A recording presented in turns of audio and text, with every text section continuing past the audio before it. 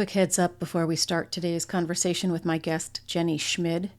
We go deep into some critical but difficult topics, including the history of violence and racism in America, the murder of George Floyd, and the actions of ICE in Minneapolis. We also discuss the impact of losing community members like Alex Preddy and Renee Good, and I wanted to share that up front so you can take care while listening.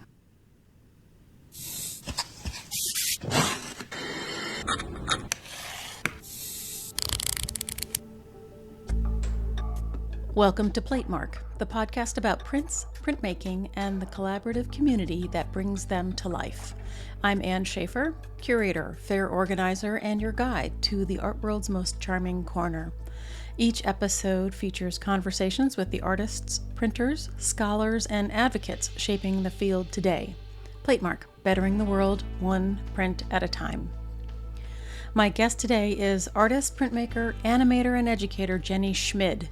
Jenny's work draws deeply from art history while engaging directly with some of the most pressing social and political issues of our time. In this conversation, we talk about artists who inspired her, including Käthe Kollwitz and José Posada, her fascinating project Disembodied Reembodied, and the ways she uses historical imagery to explore questions of gender, power, and social change. We also talk about teaching, community building, and the vibrant printmaking scene in Minnesota. It's a wide-ranging conversation that highlights the enduring relevance of printmaking as both an artistic and social force. I hope you enjoy my conversation with Jenny Schmid. Let's get rolling. Jenny, it's great to see you. Thank you so much for coming on Platemark today. Thanks for having me. It's great to be here. Yeah, thanks. I don't think I've ever told you this, but I juried you into the very first show I ever juried back in 2005, 6, somewhere in there. Yeah. And I've never forgotten your name. Cool. Oh, that's awesome. Which is something that I like to relay to people because I think people think they're invisible or something. But if I've actually juried you into a show, you're in my brain. Cool. Yeah. Anyway, can you introduce yourself for everybody? My name is Jenny Schmid. I use she, her pronouns. I'm an artist printmaker since I was 16.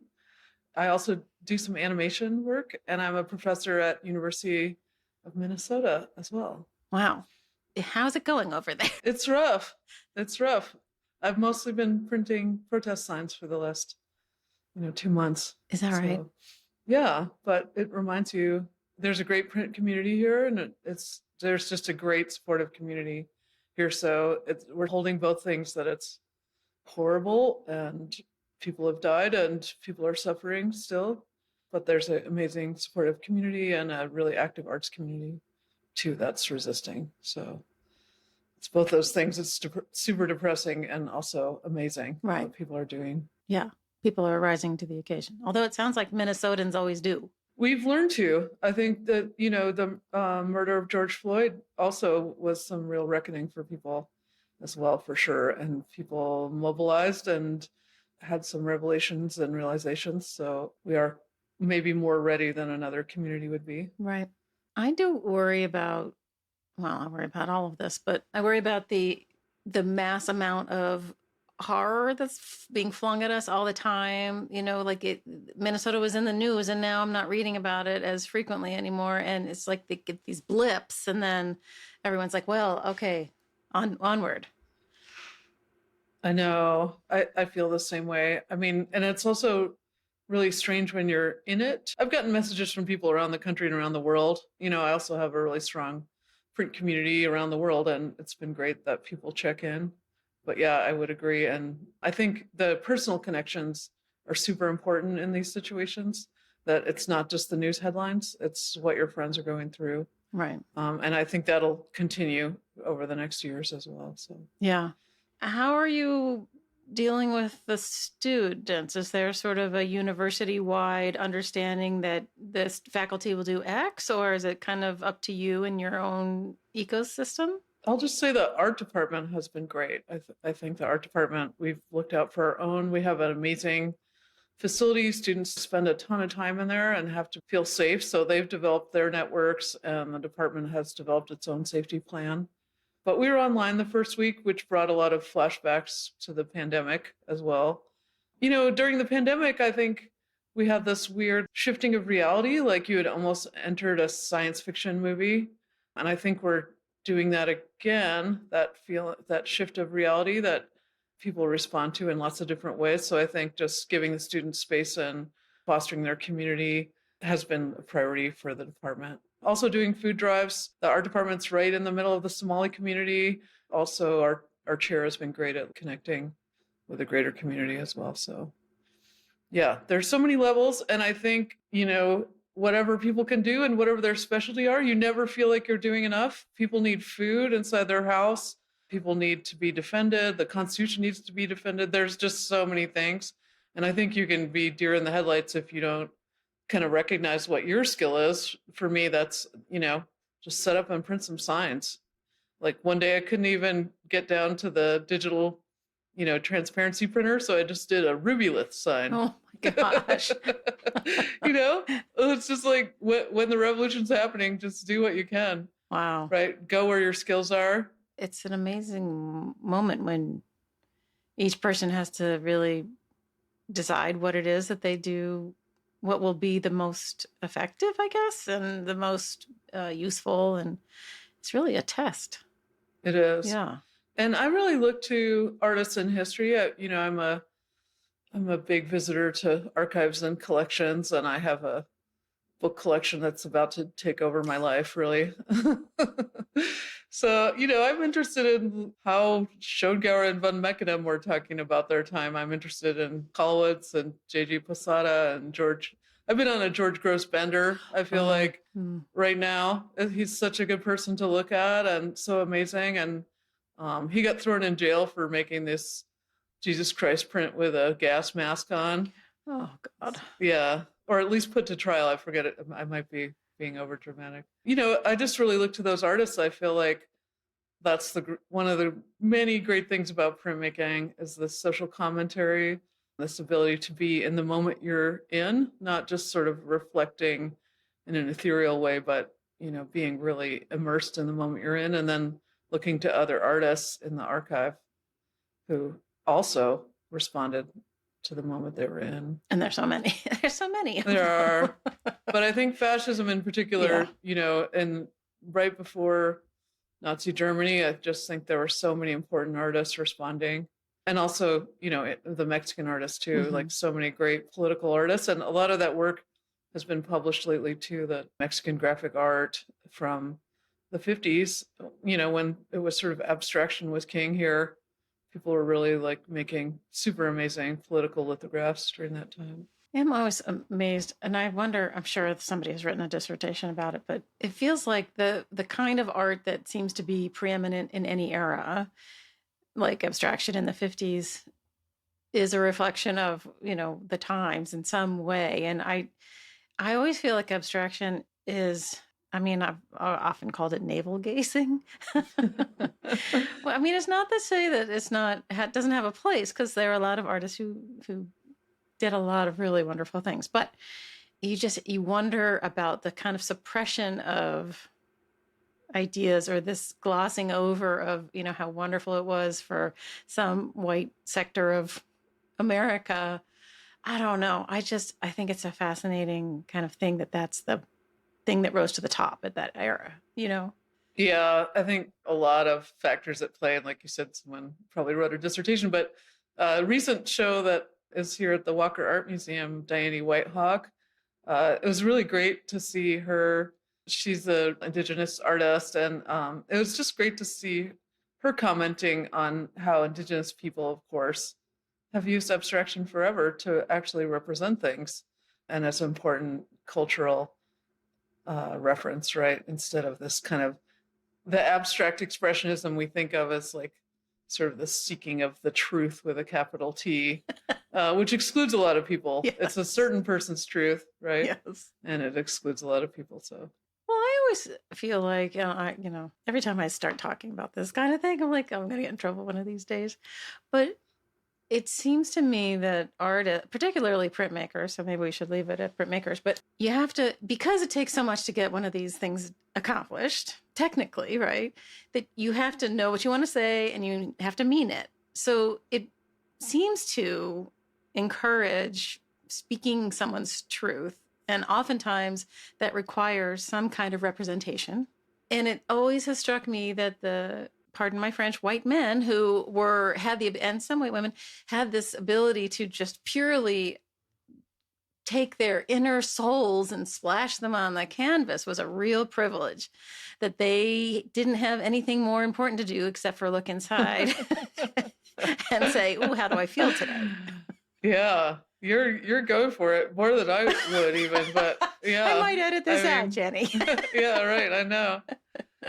Yeah, and I like that about printmaking. I also teach comics and zines class, and I guess I feel more connected to that world as sort of like affordable, which is such a vibrant world right now. There's so much important stuff going on in graphic novels.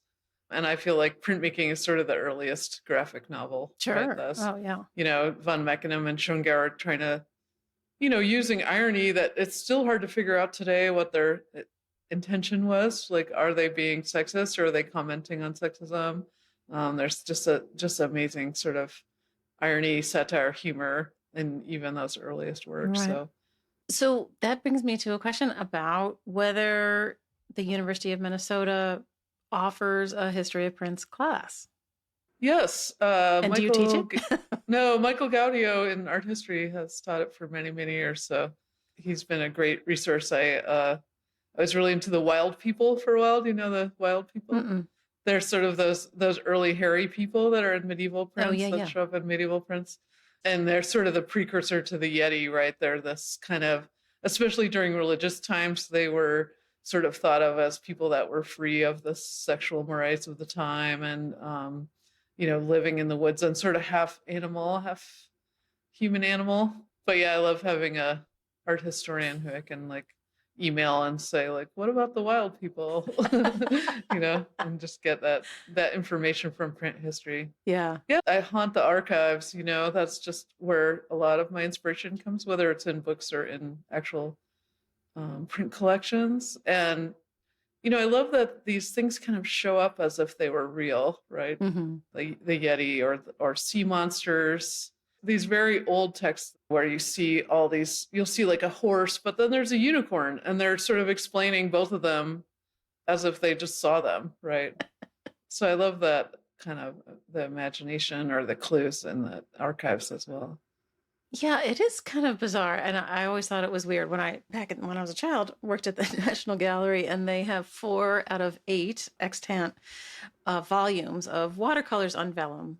And they're thick, small, maybe, 6 by 8 tops.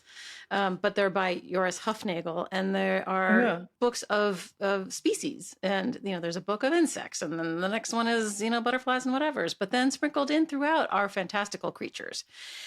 And I always thought, well, if we're dedicated to understanding the planet and the ecosystems in which we live, the biosphere, or whatever else, whose idea was it to throw in the unicorn and why? There must be a dissertation about that too. There must be. Yeah. My favorite library is the Wangenstein Historical Library of Biology and Medicine here at the University of Minnesota. They have the history of 4-footed beasts and serpents by Topsell. I don't know if you've seen that. I have not. But it's just full of like, you've probably seen some of the images from it. It's like they're weird, like hybrid mermaid furry people, and again, then just like a horse or a chicken. Right. And blemmies, do you know those? They're the people that have faces on their torso. Oh, yes. Yeah. Right. Yeah. I love blemmies. It's so strange also to think about, and you alluded to it earlier, this idea that all of the people who were, well, I suppose you would have to say the people who had access to the books and could read and or had some intellectual heft would understand what those, and maybe not, maybe other people do, understand what those symbols are about, what it means when the unicorn shows up next to the half man, half whatever. And it is so sad that all of that meaning is lost. Yeah, it keeps the art historians busy. That's So, and the librarians and the archivists, right? It's the art historical industrial complex. Yeah. Little clues. Yeah, exactly. It's so Yeah. weird. It's reminding me of, I interviewed a couple, I don't know, maybe, gosh, might be a year ago, Susan Dackerman, who we may or may not have ever met, but she's a curator, an art historian, and her specialty is Dürer. And she wrote this book not too long ago about Dürer and his connection to Islamic East things. And the connection point is Venice, of course, right? So he had gone from Nuremberg, walked over the Alps to Venice twice in his lifetime. And there is one print that she talks about in the book, which is the sea monster. There's this kind of weird old dude who seems to be kidnapping this, nubile, nude, of course, woman. And I have always read it as kidnapping and nefarious or something, because there's a little figure on the shore that's kind of waving his arms, I know going, what you're talking about. "Hey, Yeah. what are you doing?" Yeah. But she thinks it has this whole history about this queen being escorted back from Cyprus, and I forget her name, and blah blah blah blah, and that there's this, there was an understood meaning behind it, and we of course are like, "Oh, it must be a sea monster." But it's the personification of Venice, or something. Oh, yeah. So fascinating. Yeah. But I think these things have echoes, right? They don't always echo correctly, but I think artists kind of have a little bit of artistic license maybe to borrow and interpret and sample and respond with our own time as well. Yeah. The time we're living in. Yeah, no, I agree. Yeah. I always find it weird also that there have been curators in my life who have objected to contemporary artists who look back at art history too closely, or the through line is too clear or something. And I don't understand that at all. And I've always loved an artist who knows, as we like to say around here, upon whose shoulders they stand. Like, there's nothing bad about knowing what has happened before you, and there's so much wonderful material in there from which to draw ideas and, inform and whatever else. Yeah, I totally agree. And I also feel like knowing these weird old techniques allows you to kind of edit that history. I've always felt like women are so left out of a lot of that history and feminism and weirdos and et cetera, et cetera. So I like having sort of these weapons of sampling and editing and restating things or reinterpreting things, or deconstructing things, or connecting them from past to present. So I've been just really into that with my latest project. All right, well, making that connection. That's a great segue, Jenny. Thank you. Go. Yeah, last year I was the artist in residence through a university grant that connects artists and scientists, and I was an artist in residence at the Wangenstein Historical Library, which has one of the top collections of anatomical prints from the 1400s to the 1700s. If you search that on the internet, there really are just this amazing gem of a library with all these resources. And I collaborated with the two librarians there, Emily Beck and Lois Henderson, and worked with a bioethicist, Jamie Konerman-Siasi, to make that connection, to look at women's bodies throughout history as depicted in medical prints, and connect some of that imagery, which is pretty hard to look at, to current times of after Dobbs, the loss of bodily autonomy for women and a lot of non-conforming people, and to make that connection by just sampling from their collection and making body of prints called Disembodied Reembodied. And so they wrote essays to go with that as well, the librarians and the bioethicists. Because it ended up being a portfolio, right? It did. So yeah, it ended up being a portfolio edition of 10, and I'm happy to say they've all been placed in public collections. Oh my God, that's amazing. Yeah. So I'm just so happy about that. Normally I work in series, but I've done maybe one other or two other sort of solid portfolios like that. But, just to enter a little bit into that book arts world too, and those public collections was really great as well. So yeah, I like the idea that it's a teaching tool. There's a story map on the Wangenstein site. There's a short film about it. There's just all these ways that people can connect to that and use it as an educational tool as well. So okay, so in addition to the essays from the librarians and the bioethicist. Can you walk us through what you put in there and what went into it? Sure. There are 4 etchings and 1 mixed media print in it. And they include a volvel, which is a term I learned, which is a little spinning thing from art history. So people use them a lot, like paper engineering. They use them a lot for astronomy charts, those kind of spinning circles. There's flap prints in there. The Wangestein also has an amazing collection of anatomical flap prints. So I sampled from those. We did a lot of paper engineering.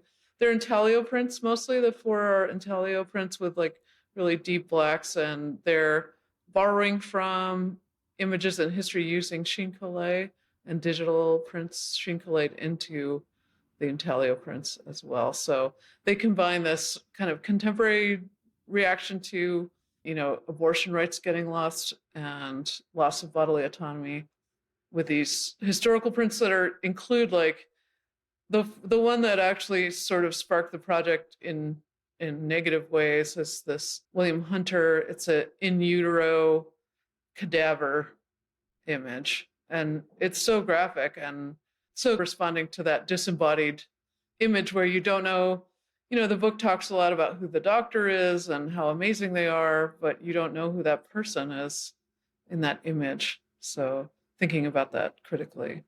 And weren't they female convicts or something that he got a hold of? Yeah, there are different articles about it. Again, not entirely sure, but definitely disadvantaged people. Right. Yeah, that Hunter images. We talked about it a lot in one of our History of Prints episodes. Yeah. And I had forgotten about it, and True put it up on the screen, and I was like, what the hell? Yeah. Oh, it's so hard. Ugh. It is. Yeah. I did not let my pregnant friends come see the show. Yeah, exactly. It's pretty rough. It is. And ironically, I'm very queasy myself. Oh. I can't. The librarians were like, you want to go to the anatomy lab, Jenny? I'm like, no way. I can look at the prints when it's flat kind of information. Yeah. I can deal with it, but yeah. You can kind of disassociate yourself just a hair, just enough. Yeah. Yeah. Oh, gosh.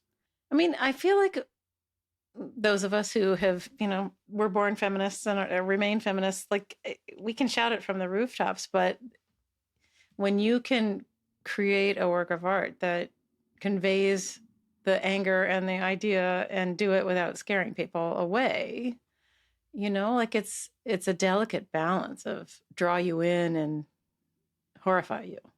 I've been thinking about that. I mean, I feel like my work definitely had humor has always been part of my work, and I love humorous work. I love that history of satire, and I like humor to draw people into the work, like you say, and then maybe once they're inside it, they notice I'm talking about some pretty challenging issues.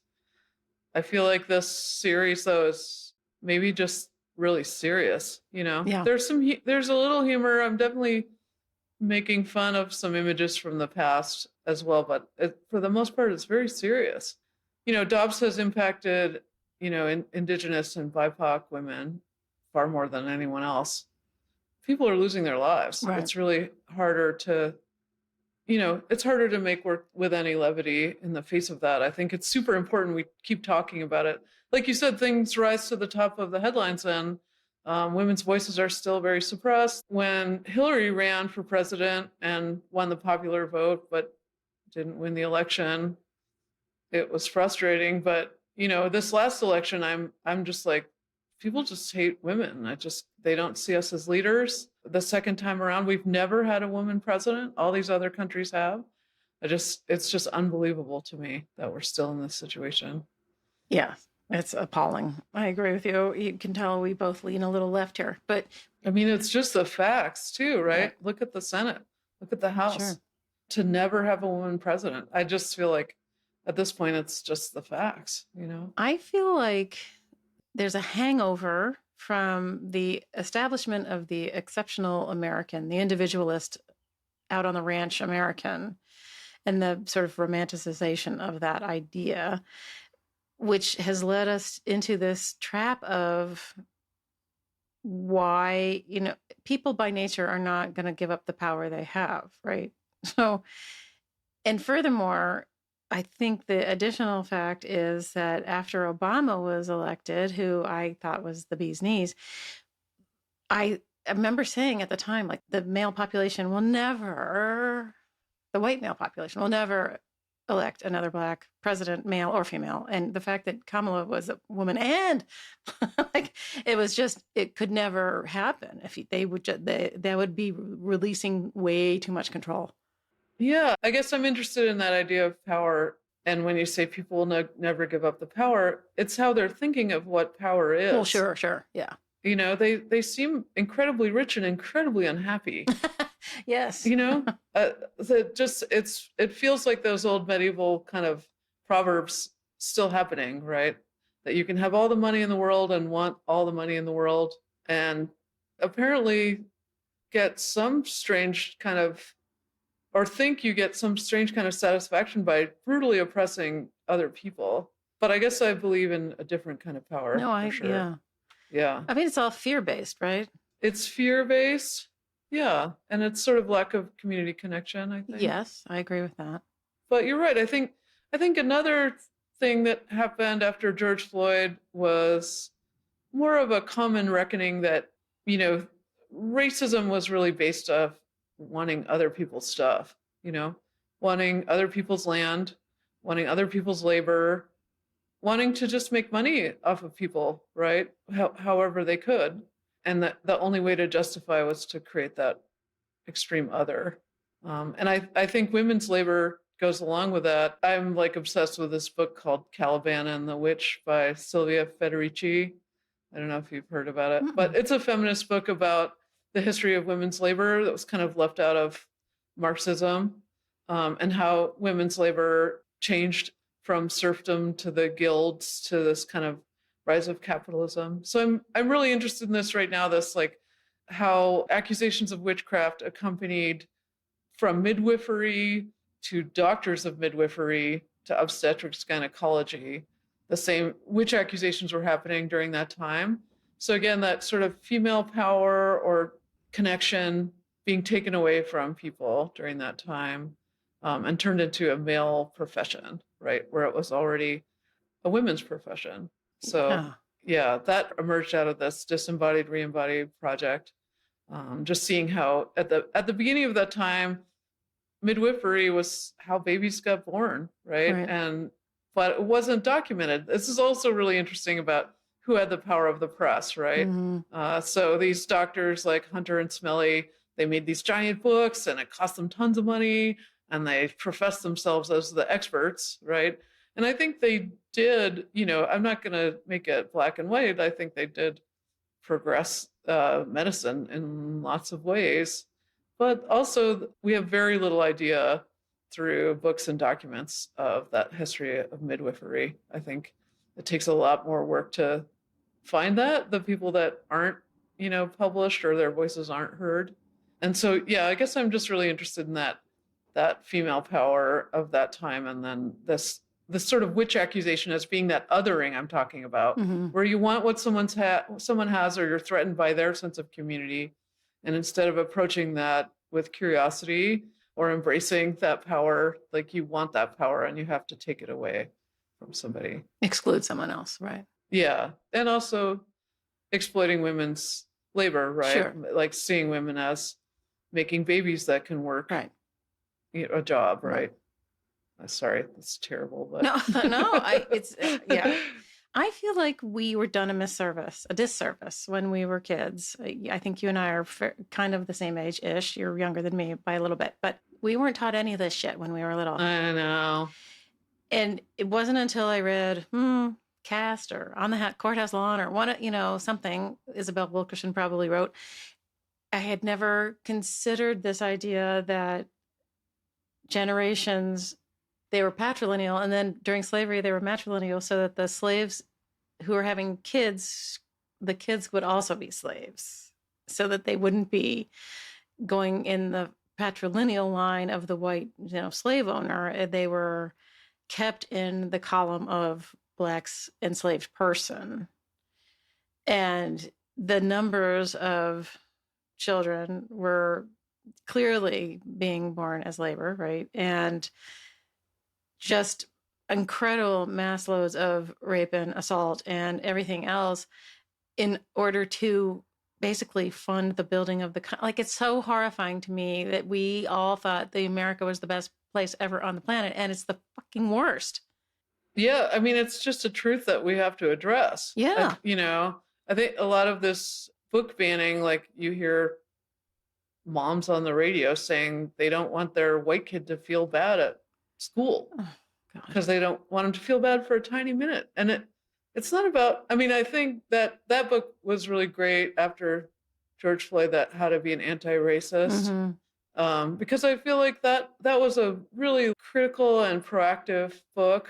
Anyway, I could just go on, but I think you're totally right. And it's interesting. I have a 17-year-old kid, and it's been really cool to see how they go through, an awesome public school in Minneapolis where they learn about all this stuff a lot more in depth, including learning like traditional native processes in their chemistry class, right?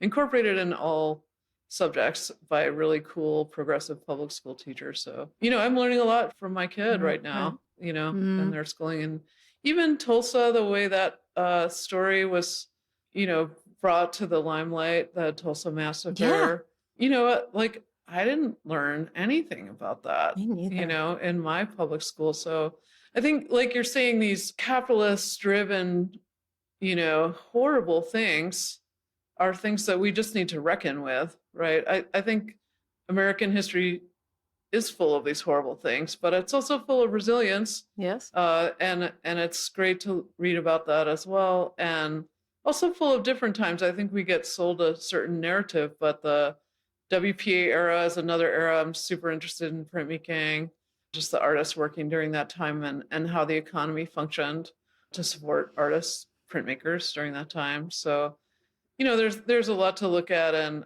it is horrible. And I think it's just really important we talk about it. Yeah. And make art about it. Yeah. Art is good for not only the artist processing thoughts and feelings, but also for highlighting issues. Yeah. It's so double-sworded, isn't it? It's good. Yeah. Sharing public information, right? Yeah. And coming together and looking at work. Right. But you also are intrigued by the fantastical. There's lots of mermen, mer people, and all the other peoples. So clearly you have a rather curious and academic mind for remembering all of the various bits and parts of the Bardo and whoever else. Like when I started reading your statement, I'm like, what was the Bardo? Remind me. But so when you were in school, were you just devouring myths and mythology, or? Yeah, I mean, I've always read fiction, definitely. Yeah, but I guess that work is really image-based, like inspired by the images I've looked at. Okay. But yeah, I continue to read tons of fiction. I love reading fiction. So, I don't know if you've read, I'm just going to give a shout out to Olga Tokarczuk's Drive Your Plow Over the Bones of the Dead. It's just awesome. I've developed this new, maybe someone else also has this category, but I call it crone fiction. So it's like old ladies doing weird things in the woods. Yeah, and I'm reading like a really scary one right now called The Wax Child by Olga Round. Oh boy. Yeah, it's a creepy, witchy one for sure. So I think the imagery, comes a lot from reading a lot of fiction and looking at a lot of these archives as well. But I guess I was interested, that specific project, which has a lot of the beasts in it, a codex of quotidian beasts and Wildness Lost and Memento Mori. That's kind of those series.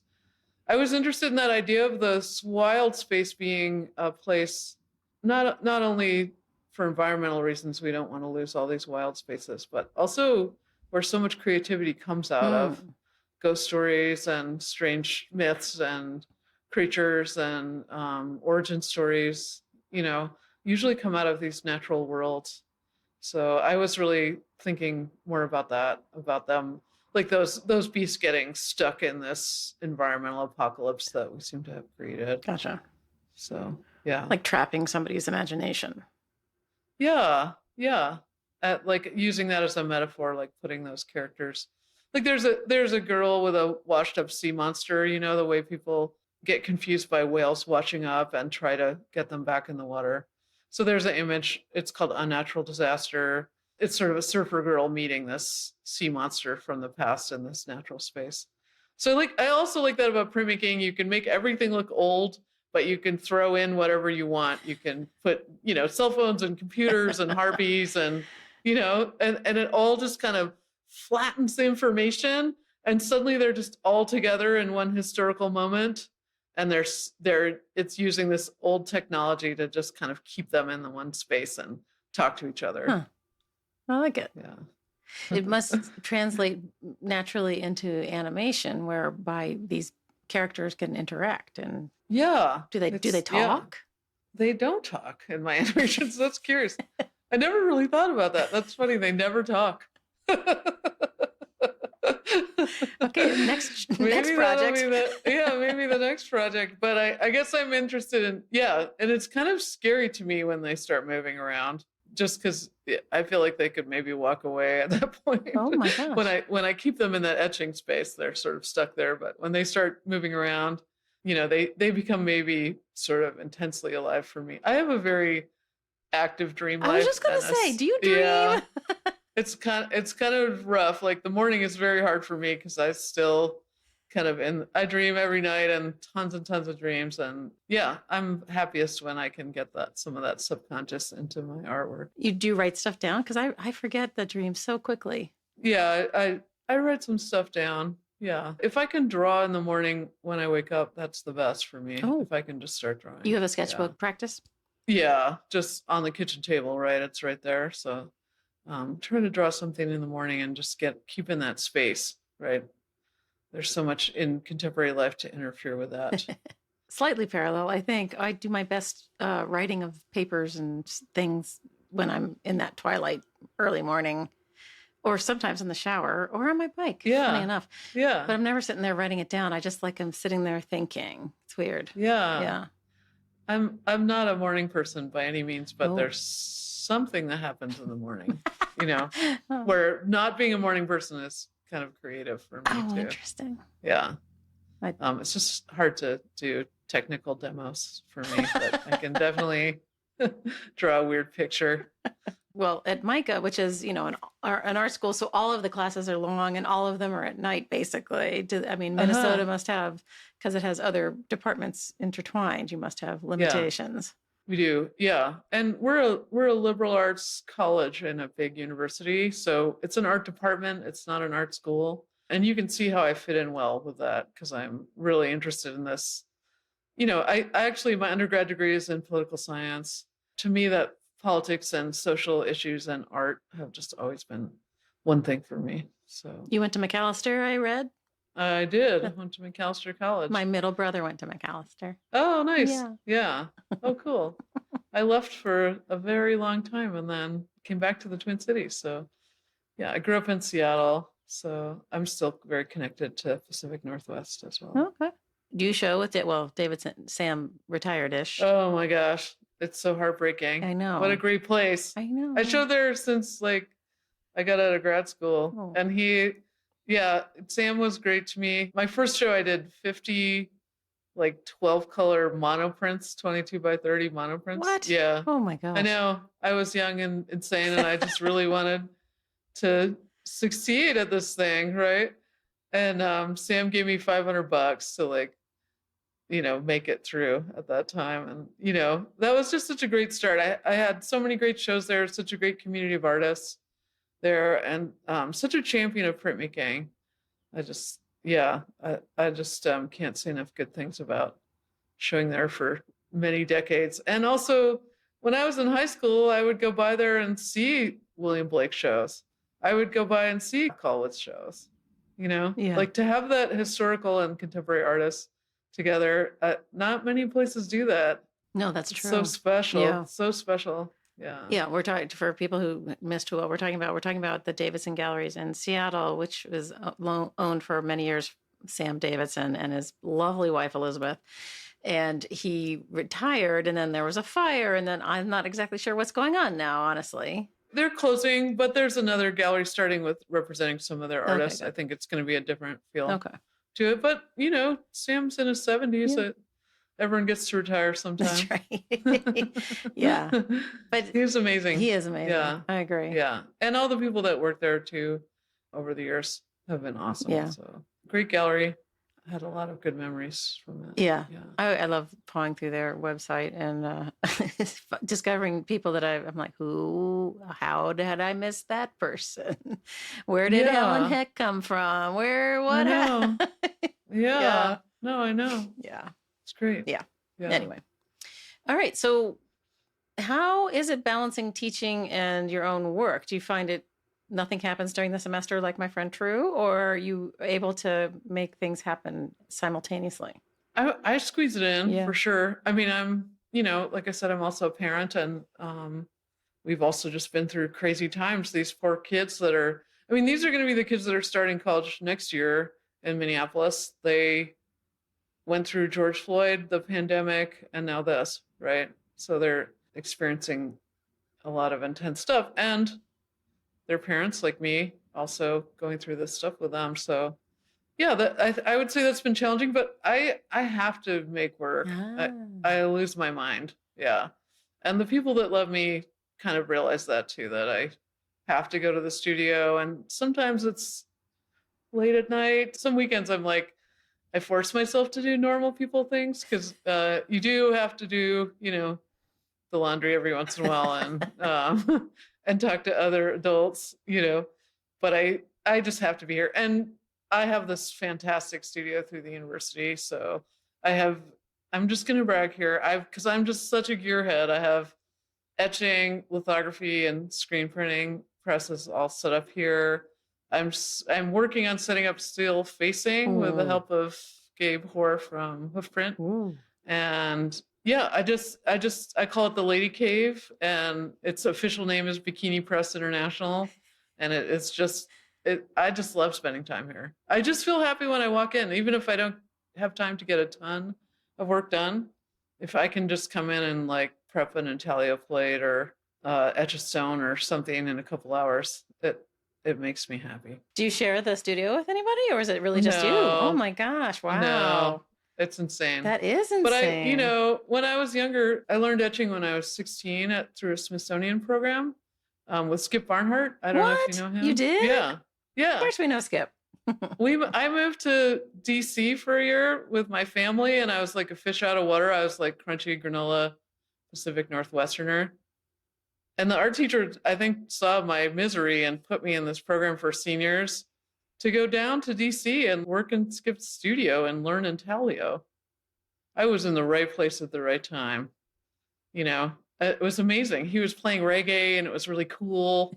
And I was in this suburban Virginia school where all the kids of the Pentagon went to school. Yeah. So that was it was clear to me what my calling was at that moment. And then I worked in Seattle for Stone Press editions, and then I worked for Ernest DeSoto in San Francisco. He ran a lithography studio that published a lot of Mexican printmakers like Rufino Tamayo. And Carolyn Muscat was the printer there. Oh. So I was like her sponder. I was Carolyn Muscat's sponder. And then Lothar Ostenberg would stop by and say hi. I think he had worked there for a while. Funny. So again, I had no idea. I was 19. I just had no idea what was happening to me. But I was just in this kind of immersed in printmaking, amazing printmaking culture already. It's early I've talked to a bunch of people, and occasionally someone will say, well, I had a crazy art teacher in high school who had an etching press in his back, whatever. But it's pretty unusual to start that early. That's awesome. I know. I was just really lucky. I mean, I think about it too, it could have never happened. And often I have students who don't get into the print class till they're a senior, and they're like, I really like this, but it's my last semester, Yeah. So I just feel really lucky that I happened into those things. Yeah. And those people. I also asked for things, I think just encouraging young people to go ask for what you want. I mean, the worst thing that can happen is someone says no. Mm-hmm. But I walked into those presses and said, like, hey, can I have an internship here? And like most presses, they had more work than they could handle. And pretty soon an internship, if you were doing a good job, turned into a job. Right. So, yeah. I learned a lot from those publishing presses, right? Which is really different from learning in the classroom. Sure. I have watched the faculty shifting here, and they're mostly artists who are teaching printmaking, and nobody really has worked in the sort of contracting printing line shop, and so the kids that are coming out of there don't really have that experience, which is fine, of course. Like, yeah, it is what it is, but I do worry about. Well, I worry about the whole ecosystem, Jenny. It's really what happens.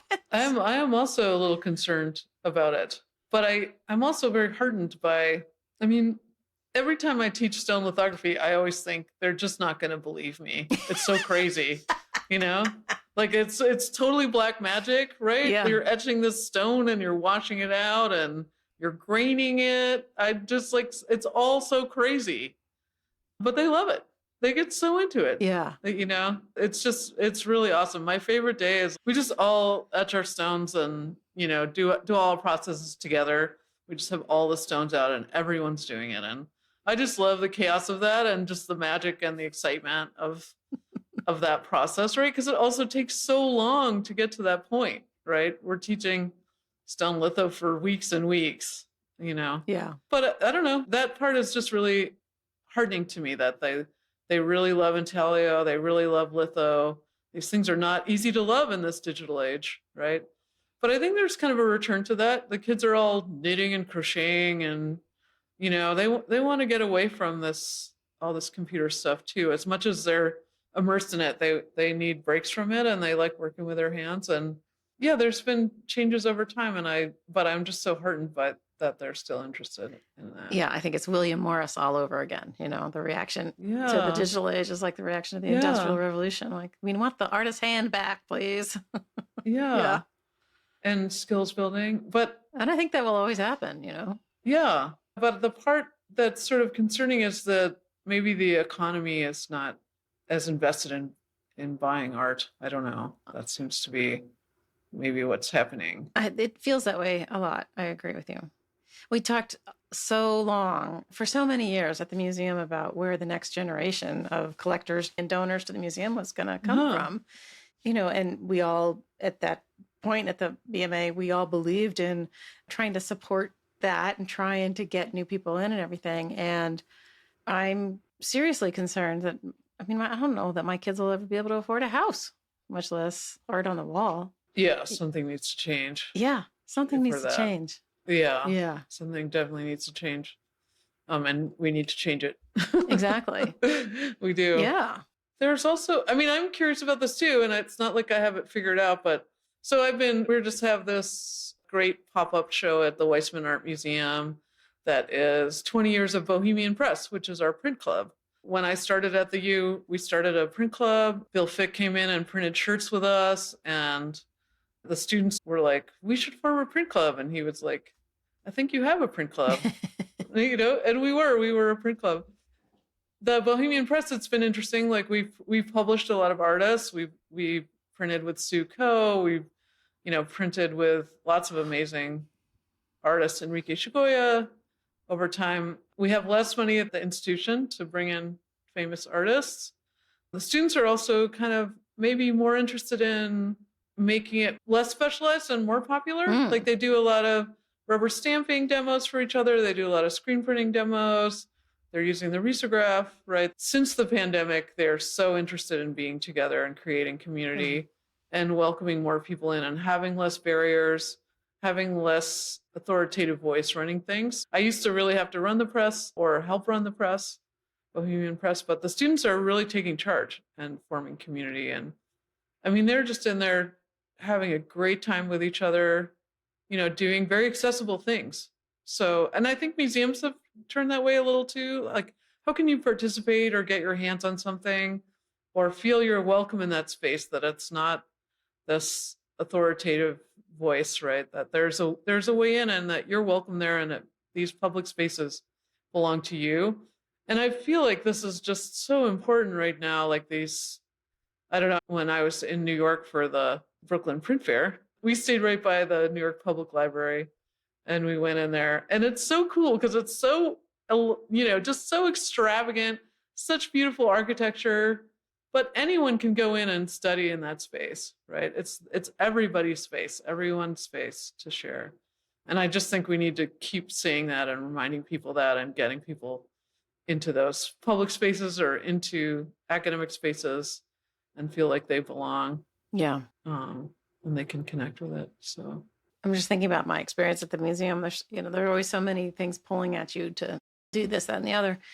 But being welcoming to, particularly to the student bodies of the various colleges, because there's a ton of them in Baltimore, was really, I think it was prime directive one from the top for us. And I think it's changed a bit since I left, but I firmly felt that the print room and hosting classes was front door number 2 of the museum. Like that, it was often their first experience in a museum. And if it went well, I probably had them for life, I took that responsibility really seriously.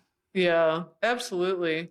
Because, these public, especially at public universities and public libraries, it does belong to everybody. There's a person caretaking it with expertise, but it belongs to everyone who comes in that door. We all share that and all own that. Yeah. I think it's super important to remember that because we do get stuck in our silos and in our interior conversations, right? Yeah. So I think that's really cool. Yeah.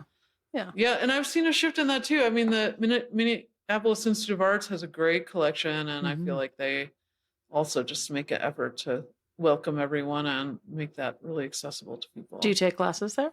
Absolutely. Excellent. Yeah. And they freak out. They have a Las Caprichas book, like a bound book. Nice. Yeah. So sometimes they let me touch it. But the students go crazy. It's like a rock show. They're like fighting to take pictures of it. And it's just, it's like, an early edition, and it's just incredible. They also have, and they just showed Otto Dix Der Krieg, like all 50 prints.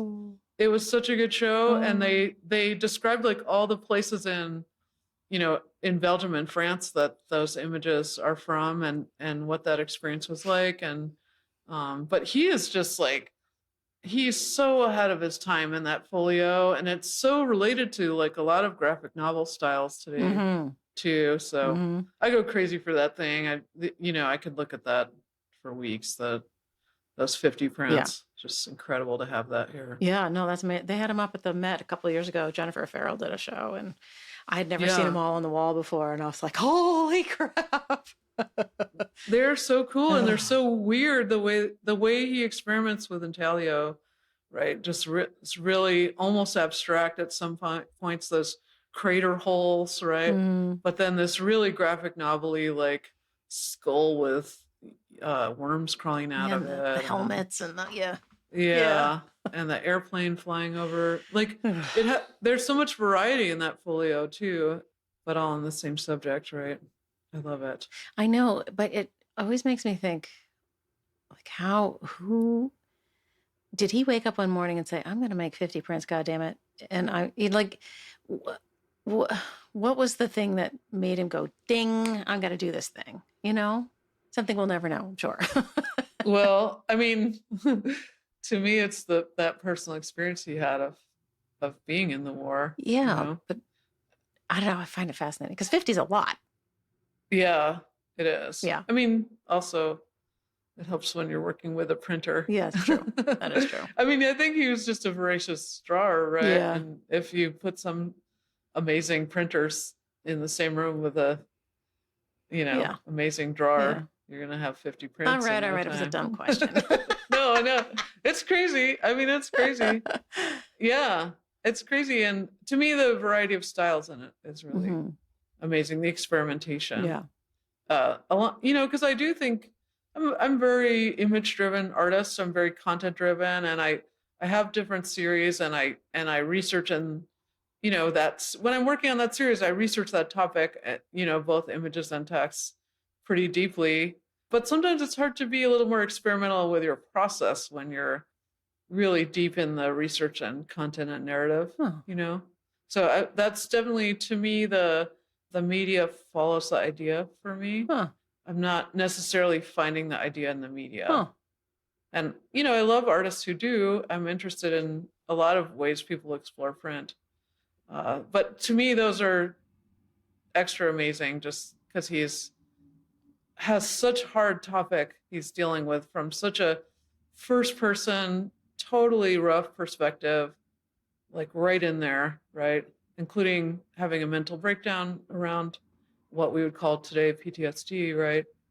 But he's still just, making really globby aquatints and really beefy dry points. And they, it changes in every print what he's doing. So I was like number one fan of Goya, but now after that folio, I shifted to, I'm like number one Otto Dix fan. Nice. Yeah. Not even Käthe Kollwitz. Aw. I love her too. I have room for everybody, That's but right. that folio keeps me coming back, Yeah. for sure. So, But I'm fascinated by this idea that you just uttered out of that fabulous brain of yours, that when you're so deep in the content that maybe the improvisational or the looseness of experimentation is hard to bring along? well, I think it's more about priorities, right? Okay. I think a lot about how we learn things. Like when I learned about medieval work, it was this really linear narrative. Suddenly people figured out perspective, and then they could draw things that look real. And it's not that at all. Medieval people had different, I'm talking about European, had different priorities, right? Mhm. And if you look across cultures, people draw things or express things from cultural perspectives and different priorities, right? Mhm. And for me, I'm just so immersed in this political and social world and feminism and these issues that I want that to come first and foremost. I mean, I love if someone notices my auction is really hot, but, or my chine collé is unbelievable. But I'm going in there with the idea that I have something to express. And so I'm just talking more about, not that I can't do that, but I'm talking more about where my priorities are. And I'm interested in artists that are, layering things spontaneously or experimenting with combined media in ways that leads to discoveries. I've really enjoyed the Jennifer Roberts lecture series that talks a lot about that, right? But I'm going in there really with this interested in deconstructing these power issues. That's my first priority, I think. I think everyone should think about whatever medium they're using and why. Mhm. And like I said, I really like printmaking for its ability to flatten that information. For me to put my contemporary concerns with the historical things that have caused this, right? This disembodiment of the female body, or treating people certain ways in capitalism, right? Connecting that to the history of images and flattening that information more than sort of discovering some interesting texture or some amazing ethereal quality, which again, I love those things. I'm not putting those down. It's just that's the way I work, is that content first, and printmaking is just the right media. Sometimes projection and animation too, but print is really the right media for what I'm trying to say. Yeah. No, I really appreciate that you are so thoughtful about your methodologies and your goals and the methods of getting there. And like, I totally appreciate that. I was just sort of interested in this idea. I don't know. It's fascinating. Yeah. I love an artist's mind. Yeah. I mean, I also like, it is when the students are learning it, it's very intense, right? All this stuff a lot of them have just never even heard of etching or litho, right? And they're putting grounds on things and drawing through them and putting them in acid for the first time. And even if you explain it, they sort of have no idea what's going to happen. So I'm amazed when somebody can just loosen up and make a really cool, loose drawing in the middle of that. Sometimes they do. It's very hard to do. Yeah. Right. When you get kind of stuck in technique, or you're learning something too. Well, I think that's probably the complaint of non-printmakers about printmaking, which is that you have to be so sort of controlled about what you're doing that it doesn't allow for spontaneity. Yeah. I think it definitely can. It depends Right. how people work but I like the constraint of it. I mean, I've tried some painting, but you can just keep painting. Right. You can just paint over areas and just keep painting forever. You can work on one painting forever, right? Yeah. That's not quite enough, but I love feeling that intense concentration. That's like many people, when you're in the zone, that's my favorite drug. And, when you're in this super distracted world, it feels even more magical to have your brain. You've just spent like 3 days graining a weird ghost off a litho stone, and you're kind of miserable from it. And then you have to make the right mark, right? You're going to make multiples of it. You better start thinking about how to get in that zone. You really have to. And you can make corrections and be more flexible than people think with it if you have good skills, right? Or if these professional shops, certainly, if you have enough labor and good skills, you can do that. But there's some limitations, right? You can't just sort of keep painting over it. Right. So I like that little constraint, right. I think, of that, a little limitation. Yeah. So before I let you go, are there things coming up that you would like to share with our listeners? Yeah. So the Rochester Art Center is doing a show there. That's where the Mayo Clinic is, right? So it's sort of the big center of medicine and art. So they're doing a show that's tentatively called Forms of Care. It's about bodies and medicine. So the folio is going to be included in that. So I'm really excited about that. And then I'm working on this project that I was talking about, where midwifery and the history of witchcraft. So I have a little grant. It's called Baby Witch because I made a print that's of a little in utero baby witch that it sprang out of. So I'm going to be, researching that project, traveling. There's a witch museum at Cornell University. There is? I'm excited to go visit. Yeah, I know, right? And so I'm going to be traveling around to some different collections to kind of work on that project as well. Oh, that's cool.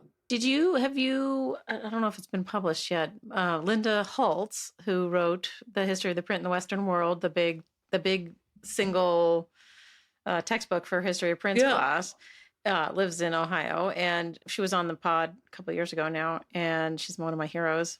But she was in the middle of writing a manuscript about witchcraft in print. I'll have to dig up my notes on that and shoot her a note. I'll check her out. Yeah, for sure. Yeah.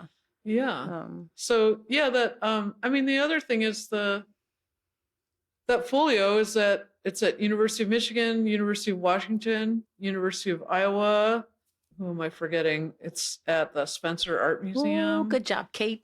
Yeah, it's at the Columbia University Medical Library, the Bainbridge Island Museum of Art, which is where I'm from, Bainbridge Island. So they have a great book arts collection.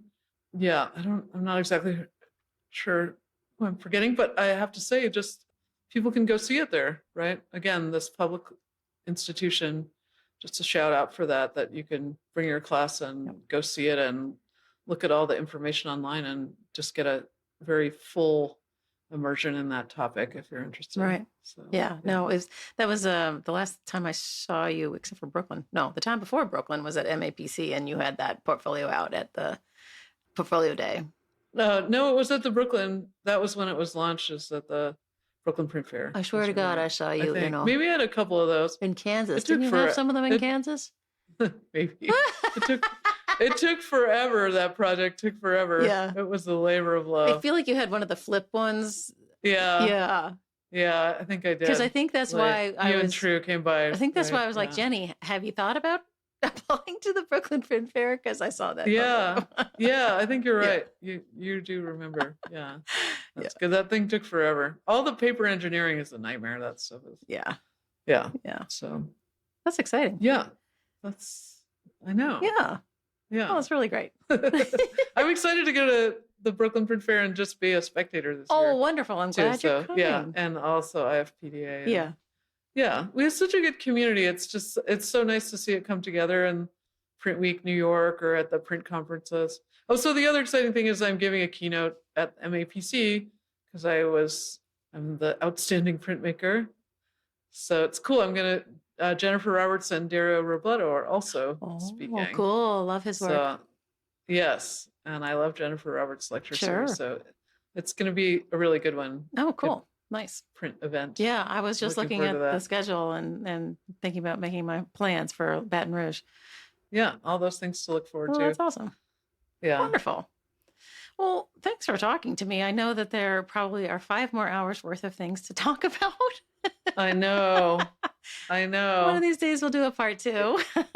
Oh, that's awesome. It's great to talk about all this. I just, this 20-year anniversary of the press is also my 20-year anniversary at University of Minnesota, which kind of blows my mind. Amazing.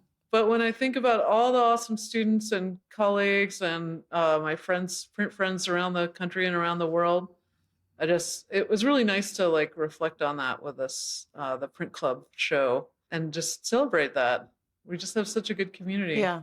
Well, that's great. Yeah. Well, yeah. Congratulations on that. That's amazing. Thanks. Yeah. That's crazy. It's crazy. All right. Well, I will see you in Brooklyn, and this will probably run. Awesome. This will run after that, but I will see you in Brooklyn, and then in Baton Rouge. Is so exciting. Thanks so much, Anne. Right. I super appreciate it. Yeah. Thanks for doing this. Thank you for listening to my conversation with Jenny Schmid. I hope you enjoyed hearing about her creative process, her engagement with history, and her commitment to using art as a tool for reflection and change. I enjoyed our conversation thoroughly. I wanted to thank Jenny just for being a wonderful guest. Thank you, Jenny. I also need to thank, of course, my team, Dan Fury of Extension Audio for being my sound guy. Thanks, Dan. Uncle Michael Diamond for the use of his original music, and also Skip Bernhardt and Lee Turner for sending me sounds from their studios that make up the intro and outro of each episode. If you enjoyed this episode, please subscribe to Platemark, leave a review, and share the podcast with friends and colleagues who love prints, printmaking, and art history. You can find links to Jenny's work and the topics we discussed, as well as images, in the show notes over at platemarkpodcast.com. Thanks for listening. I'm Ann Schaefer for Platemark.